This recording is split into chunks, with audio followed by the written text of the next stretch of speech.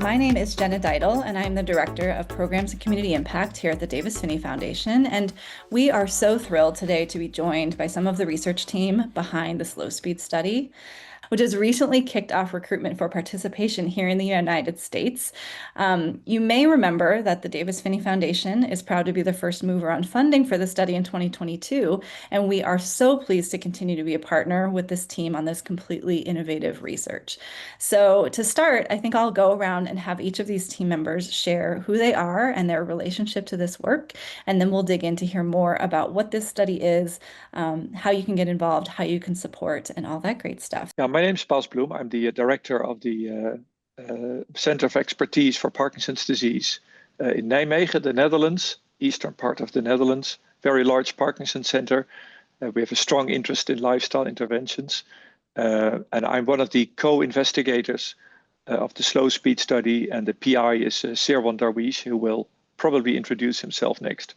Thanks, Bas. My name is Sirwan Darweesh. I'm a Parkinson's disease neurologist and also associate professor on the prevention of Parkinson's at the Center of Expertise for Parkinson's and Movement Disorders, which is led by Professor Bloem. I'm also delighted to collaborate in this capacity as a principal investigator of the slow speed study, together with Dr. Ruth Schneider, who leads the study in the United States. Thank you, Sirwan. My name is Ruth Schneider. I'm an associate professor of neurology and a movement disorder specialist at the University of Rochester in Rochester, New York. And I'm very happy to be part of the slow speed family and serving as the site principal investigator at the University of Rochester and leading the US-based work. I'll start with you, Bas, to hear a little bit more the big picture of sort of the background that has inspired this work, the importance of exercise, the reason that we're now engaging folks that are prodromal, and what we're hoping that we might learn. And then we'll segue a little bit more into the specifics of this work. What all the folks with Parkinson's disease are obviously hoping is a treatment that will slow down disease progression, maybe even stop progression. And if you deliver the intervention early, maybe prevent it in folks at risk. And what we know is that there are multiple treatments being tested for this. And unfortunately, out of the drugs that have been tested, without going into details, we've seen, unfortunately, one trial after the other showing up negative results, negative in this case being no difference compared to a placebo treatment. And it could be that the hypothesis is wrong. It could be that perhaps we need an intervention that is more diffusely acting on multiple things that are going wrong in the Parkinson brain. So the drugs will typically tackle just one element of what's going wrong in the brain. For example, inflammation or the protein degradation accumulation that people may have heard about. But maybe if you turn one of the knobs, and if the other knobs keep turning, you may not be able to adequately slow down Parkinson's disease. So we think that interventions that, by virtue of their very nature, turn multiple knobs at the same time may potentially be more effective. And exercise is one of those interventions that has multiple effects on the brain. And what we now know from very good research, partially at our own center here in Nijmegen in Holland, partially also in the United States, is that regular exercise, meaning panting, doing something that makes you pant, but also the volume of exercise, simply taking more steps per day, has a beneficial effect on the brain of folks with Parkinson's disease. This is now quite well established. The question is, and I know Sirwan will allude to this in much more detail than I ever can, is by the time we diagnose Parkinson's disease, there's already quite a bit of damage in the brain taking place. So the hope is that if you deliver interventions in an even earlier phase, what we call the prodromal phase, in other words, the lead-up phase to what may later become Parkinson's disease, there's more healthy brain tissue to be rescued and to be preserved. So the hope is that delivering a disease-modifying intervention early may be more effective. So that is a long intro to the concept of the slow speed study, which is an exercise intervention in people who don't have the disease yet, but are at risk of developing disease. And Sirwan, you're the PI of the study, and you're the architect of what we're now doing. So maybe you can tell folks what it is that we're doing. I'm proud to be a member of this team, as the slow speed study is really one of the first prototype prevention trials of Parkinson's in the world. And it is important to realize that there's much to be learned in this area. We are extremely grateful to the Davis Phinney Foundation for supporting us in this endeavor. And in this trial, we seek new insights on multiple key questions that may help to shape prevention research on Parkinson's over the years to come. First question being, how feasible is it to conduct prevention trials of Parkinson's? Indeed, we're focusing on an exercise intervention here. There's strong scientific rationale, as Professor Bloem outlined, to examine exercise as a potentially effective agent. But even if it's not only exercise, even if we may need a combination of exercise and other preventative agents in the future, we still don't know how feasible it is to enroll folks in a prevention trial for many years to ultimately prevent a disease they currently do not have on the outside. So that's the first key question that the slow speed trial is tackling. The second question is, how feasible is it to have folks at high risk of Parkinson's engaged with a lifestyle modification program, an exercise program, for multiple years? I can tell you from personal experience, my motivation waxes and wanes. I try to, accumulate all the courage I have this evening to go for a run. After a couple of miles, I was done. And this happens to me from time to time. So the second key question that the slow speed trial is addressing is, how realistic, how feasible is it to have individuals engage with an exercise program for multiple years?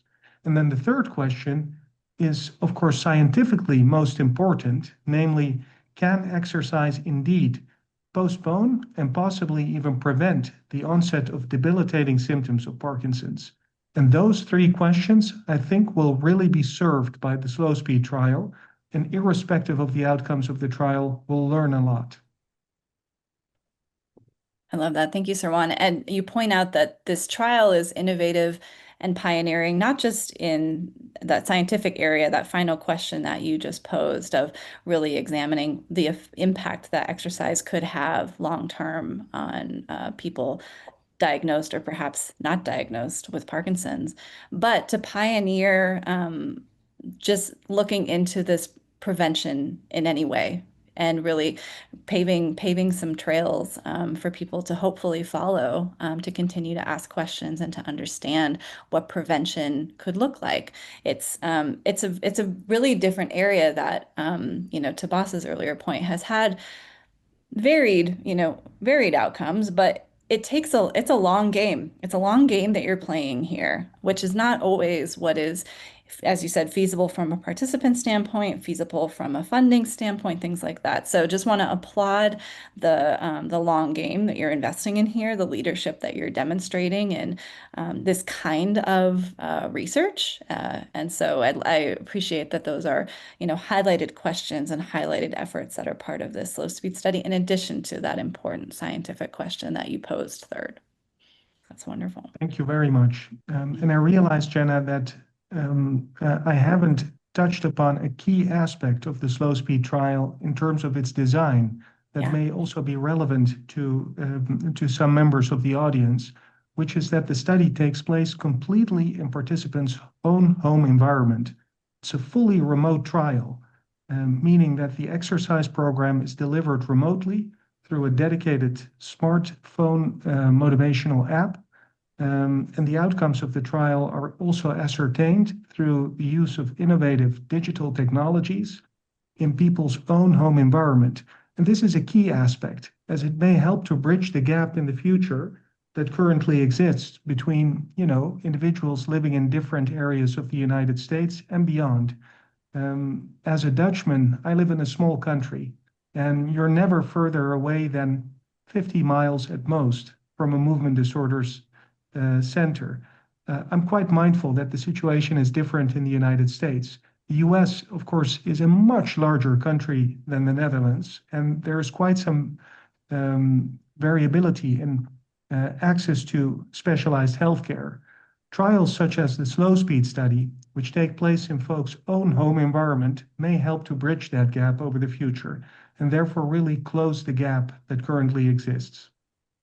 I love that. The accessibility is amazing, and to test and prove some of that feasibility and inspire other researchers to use some of these methodologies to increase that accessibility and that continuity. I think there's probably a lot of people who are watching this video today who have considered or even participated themselves or had friends participate in research where they couldn't keep up. Maybe they didn't even have a ride to get to the research center. And as you mentioned, in the US, people can be quite distant from those centers of research, and also we're not known for our public transportation, so there's not a lot of options in that sense. So I'm really excited to see what participation looks like stateside in this sort of keeping this accessibility in mind, and we're going to talk about that at length today. But Sirwan, I wonder if you can share a little bit more about how this global study has started to show up around the world, both in sort of what the partners, where it's happening, and how you're looking for recruits. So, we heard about the notion of, engaging prodromal people in this study from BAS, but maybe talking a little bit about what does that mean and how have you guys shaped that recruitment so far around the world? And then Ruth will tell us a lot more about how we're shaping it here in the US. No, excellent question. We're learning more and more about the early stages of Parkinson's. So the stage before Bas and I see folks in our consultation rooms. I'm a Parkinson's disease neurologist, and when I see an individual coming in with typical motor features of Parkinson's, such as rigidity or slowness of movement or tremor, generally the disease is already quite advanced. As Bas outlined earlier, there's really growing interest in identifying earlier stages of the disease. Now, that's tied in quite closely with the design of the slow speed trial. Specifically, we're targeting early genetic strata, so individuals who carry a genetic variant that predisposes them to an increased risk of developing Parkinson's. And we're also targeting non-genetic strata. And you're absolutely right. The slow speed study really is a global phenomenon. The Dutch branch of the study has already started. There are now over 100 individuals who've signed up, and more than 40 of them are already actively enrolled in the trial and being followed up, with the longest follow-up to date spanning over more than a year. So we're learning in real time about these challenges. And, we're bringing the early lessons that we're learning here in the Netherlands and collecting those to hopefully apply them in the US once the trial gets there. In the Netherlands, we're targeting a non-genetic group of people at high risk of Parkinson's, and those individuals are characterized by having a very specific sleep disorder called REM sleep behavior disorder, which is associated with a very high risk developing Parkinson's in the future. And because these individuals are at such high risk, many of them are interested in participating in prevention research, and they're now actively engaged in the slow speed trial. In addition to the Netherlands, we also have branches of the slow speed trial which are about to start sometime over the next months, specifically in the United Kingdom, and now also in Germany and Austria, each targeting a complementary group of people at high risk of Parkinson's, with the ultimate aim learning as much as possible as we can about how to slow and possibly prevent Parkinson's at its very earliest stages. Amazing. And, I think one of the things I've admired about the way your team has approached this work is it's unique to be engaging people, as we said, who are not yet diagnosed in prevention for a disease they're not living with. And you have spent, a lot of careful time thinking about how you're educating people, thinking about the ethics and the support for people who might participate.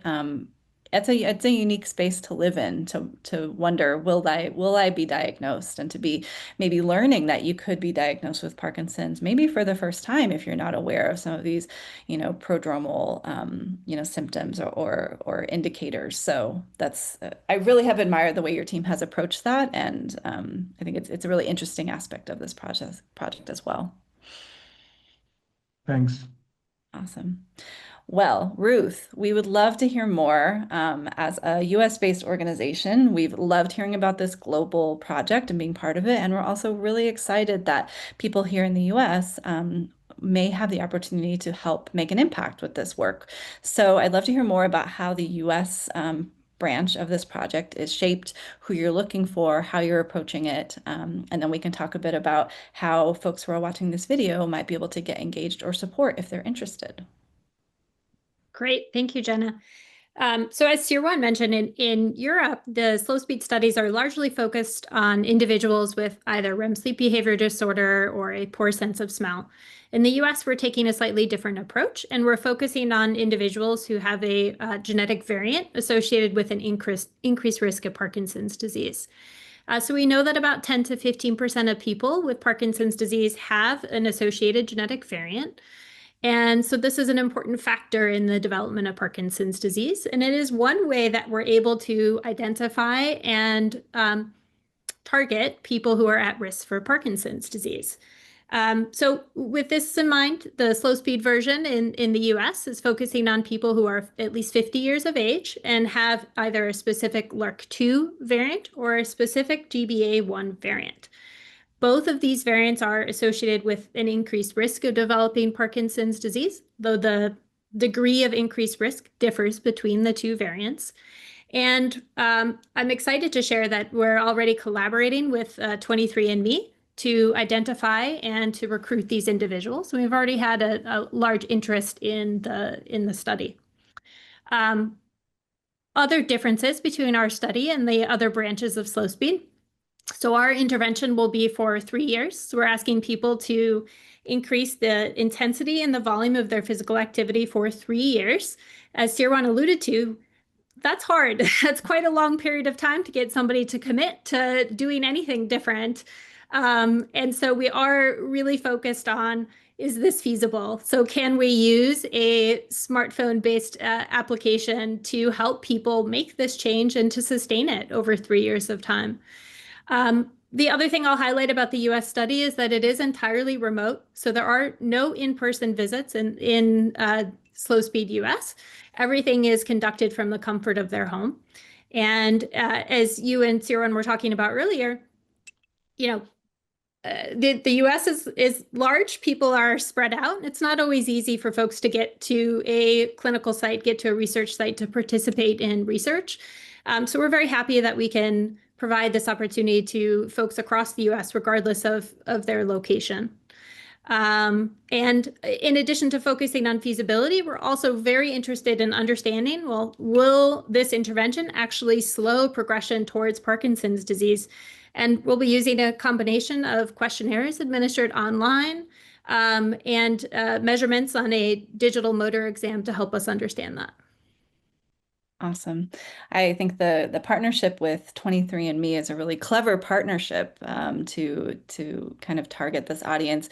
I'm curious for folks who may not have participated in 23andMe, or there might be folks watching this who know that there's genetic variants in their families, but they're not sure who all has them. How have you seen people find out if they have these genetic variants and might be, outside of the 23andMe partnership? Are there ways that people can find that out if their people or their families are curious? Yeah, so I will say that it is, I think that clinical genetic testing for people with Parkinson's disease is somewhat uncommon in the US. I think this does vary based on where you live, but initiatives like PD Generation are really changing that, right? So they're making it genetic testing far more accessible and far easier for clinicians to obtain it for interested patients. And, sometimes that leads to family members exploring genetic testing of their own. So that's kind of one potential route where people might be aware of their genetic status. The other thing is that there have been research efforts in the past that have focused on either LRRK2 or GBA carriers. And so people may already be aware from prior research participation whether they're at risk or not. So while we're very delighted to have this collaboration with 23andMe, that's by no means the only way that we will be identifying participants for this study. That's great. That's great. Well, wonderful. I think, in addition to, understanding, we're kind of raising awareness of this. And I think maybe even if people are curious or members of their family are curious, getting involved through PD Generation or 23andMe or some of those other routes, are there other ways that, people who are watching this video in the United States can start to help with your recruitment? If they happen to know someone, how can they get involved with this US study? That's a great question. So everybody can help by raising awareness, spreading the word about the study, talking to your family members and your friends, just letting them know that PD prevention trials are here, right? They are starting and we all need to get ready for them because this may be one of the first, but it's not going to be the last. And, if folks are interested, I'd be delighted to share with you an email address later, Jenna. Wonderful. We'll make sure that we, share information about how people can reach out to you and can reach out to your team directly, so that they can find out if they are eligible to participate. I think that would be great. Can I say, Jenna? Another thing is, people should support the Davis Phinney Foundation. As you mentioned, you were literally the first mover. Slow speed is an enormous endeavor. It's like an oil tanker. But when an oil tanker leaves the harbor, it needs to start moving. And it was literally the Davis Phinney Foundation, which is not the largest of all foundations in the world, but it's an agile one. It's like a speedboat, and the speedboat helped to navigate the oil tanker leave the harbor. No, I mean it. So I think people should support the Davis Phinney Foundation, particularly for this project. I mean, Davis was, is, and always will be an athlete. He's inspired, generations of athletes. And we reached out to the Davis Phinney Foundation because this is an exercise intervention, right? And Davis recognized the importance. He made a donation to the study, which then motivated other partners, such as the Michael J. Fox Foundation, the SEFRA Foundation, European donors, etc., to move. But it was the first move. So please keep supporting the Davis Phinney Foundation in their incredibly important work. Well, thank you, boss. I think we'll embrace that that characterization as a speedboat. I like that one. Davis would like that one too, I think.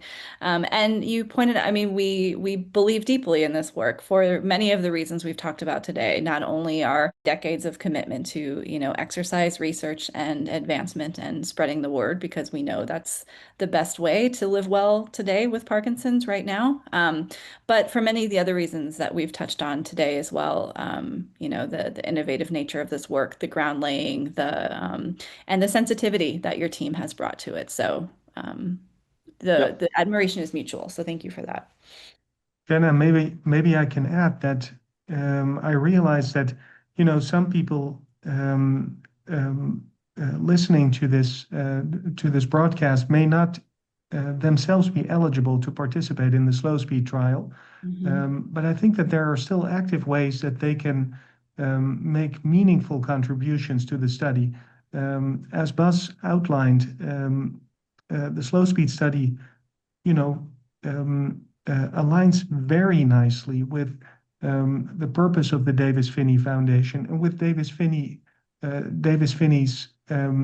personality itself as well. And I think a very concrete example of how people can still actively contribute, even if they are not eligible to participate, because either they already have manifest Parkinson's, or they're a relative of somebody with Parkinson's, or they're concerned about loved ones who may be at risk of Parkinson's. We'd be delighted to receive videos encouraging others, so study participants, to keep engaging in exercise. We're thrilled to incorporate those videos in the motivational smartphone app that we're offering to study participants.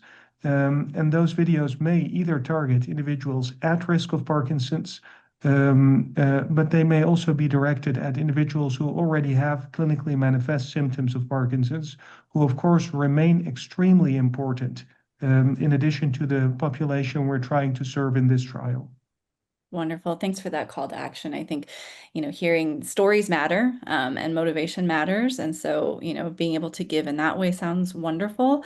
And as I mentioned, and we highlighted before, this is a long game study. This is a long game Oh, yeah. project. So the financial needs of that are long too. So if there are ways that people who have the means and the capacity and would like to give, not just via the Davis Phinney Foundation, but directly to the project, we'll make sure to share, some ways that people can invest in that way too, because I think this is a real call to action for all of us to support this work, not just so that we can understand better, again, that scientific question, but to really continue that momentum for more work like this to happen, to show that it can garner support, it can garner participation, it is feasible, and to inspire more researchers to ask and answer questions in this area, I think is a real big opportunity too. Yeah, no, we're definitely in for the long haul. Mhm. We now begin to understand that this prodromal phase of Parkinson's, the lead up phase that we're interested in, is at least 10, but more likely 20, maybe 30 years. So there are even speculations, this is speculation, that Parkinson's may start in the womb, that early. Who knows? Who knows? So anyways, it means that the time to see what we call phenoconversion, which is the time that people reach the moment when a neurologist makes the diagnosis, may be years out, so that the trial needs a long duration to ultimately show an effect on phenoconversion. Now, that doesn't mean that the short term is useless, because we're looking at very subtle changes in prodromal signs. We're looking at objective biomarkers. Biomarkers is a word we scientists use for objective tests to look at changes in the body that can already indicate what's happening in the brain or elsewhere in the body. So we're having these objective tests, we're having sensitive measures, but ultimately the proof of the pudding is to say, hang on, those who exercise have a truly lowered risk of developing Parkinson's. But that's a long-term study, so that requires, as you pointed out, long-term funding. I think that is one of the other wonderful innovative aspects of this project is what you all have called your prodromal load score, right? And so it's recognizing that it's too much of a long game to follow a large group of people until they develop or don't develop Parkinson's disease. So we really need to better understand what is happening in the meantime. And so I'm really excited about the development of this prodromal load score, which will use responses to these online questionnaires, performance on the digital motor exam, smell test performance, and other aspects to help us see how folks are changing and to understand if exercise is affecting that trajectory. And I'll add that, as Sirwan mentioned at the top of the call, I had the privilege of spending a month at Radboud University earlier this summer. And, we talked a lot about how slow speed is in the best way, kind of a grassroots crowd-funded effort. And I think it takes that initiative and that energy to really get this family of studies going and move the needle on Parkinson's disease prevention. That's very true, Ruth. I think that's been true in a lot of pioneering areas within Parkinson's, and this is a really exciting one. And given the scale, the nature, the long-termness of it, yeah, it's taking a global village to make sure that we can get everything out of this project that we possibly can. So to maybe wrap up today, since we're headed in that direction a little bit anyway in this conversation, I'd love to hear, when you're playing the long game, I mean, Davis talks about this, I think this is his concept of every victory counts, right? As an Olympic athlete, you got to have wins along the way. And you just talked about, a really interesting one that's motivating you, Ruth, that you think is really exciting, that prodromal load score. But as you all think about playing this long game, what does success look like for you for this project in 12 months or in 2 or 3 years from now? What are you hoping we're talking about when we sit, on a screen together again in a few years? What do you think this looks like? Well, I suppose all three of us can answer this, but I think we'll be aligned. I think Sirwan pointed it out very nicely. I think a great success is to show that we can actually run trials in people in prodromal Parkinson's. Some people like to stick their head in the sand and be in a denial phase. Long-term exercise is difficult, as Sirwan pointed out.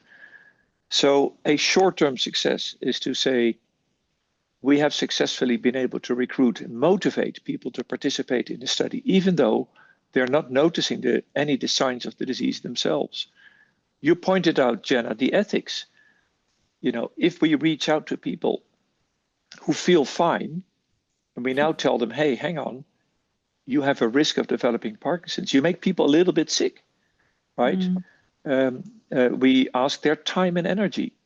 So to show that this can be done in an ethical way, in a proper way, and that people join our effort in making this proof of concept study successful, that would be a tremendous success. That would be step number one. Ultimately, my dream is to lose my job.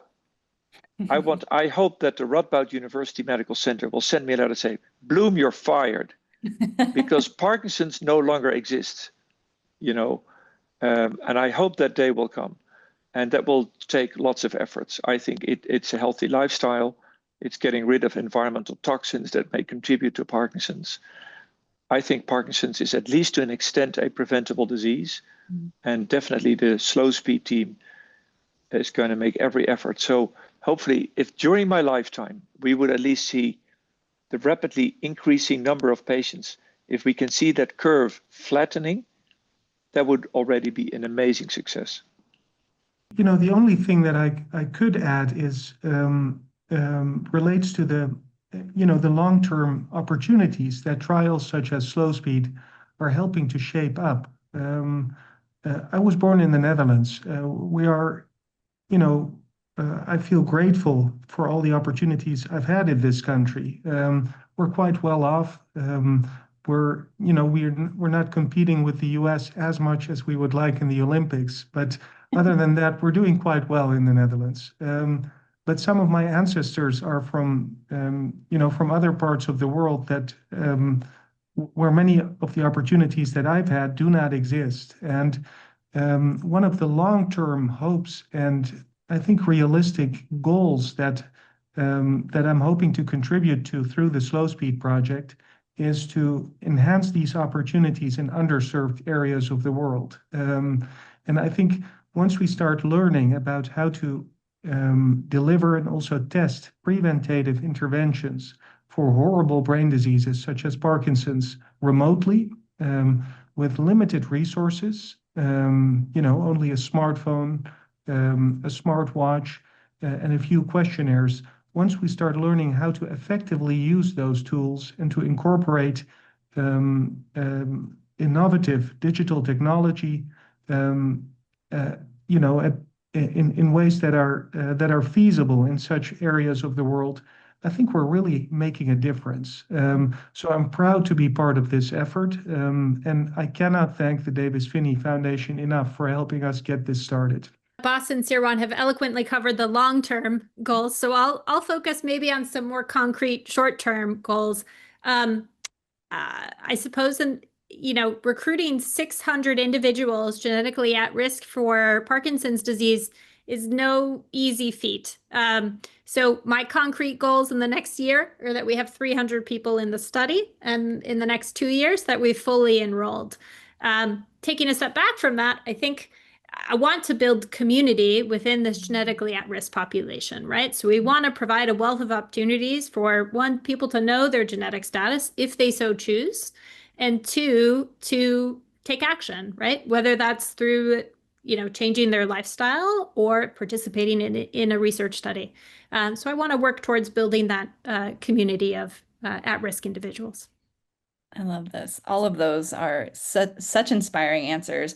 I mean, really, this goes to show that science and work like this is science, and also it's advocacy, and also it's activism. And so I think that that's, something that we can, again, it's wonderful to see that awareness and to spread the awareness of that, right? We can sometimes become very narrow, and those of us who are not in the science field sometimes can look at studies in a very narrow way, right? These are can I participate? Here's the outcome. Here's the thing I have to do. It can feel small, but it's a nice reminder that this is actually not small, and that the ripples of work like this will ideally, and probably almost surely, have large impacts in many ways, unknown ways to us today, sitting on a screen together, in the long term. So thank you for sharing that. Thank you for this update. I want to give one more just call before we wrap up to say, is there anything else you think our audience should know about this study, about this work, or about getting involved before we ring off and then plan to come back together and share more exciting innovations in the coming years? I think the people listening to this and the people supporting the Davis Phinney Foundation, most of them will have Parkinson's or have a relative or a friend with Parkinson's.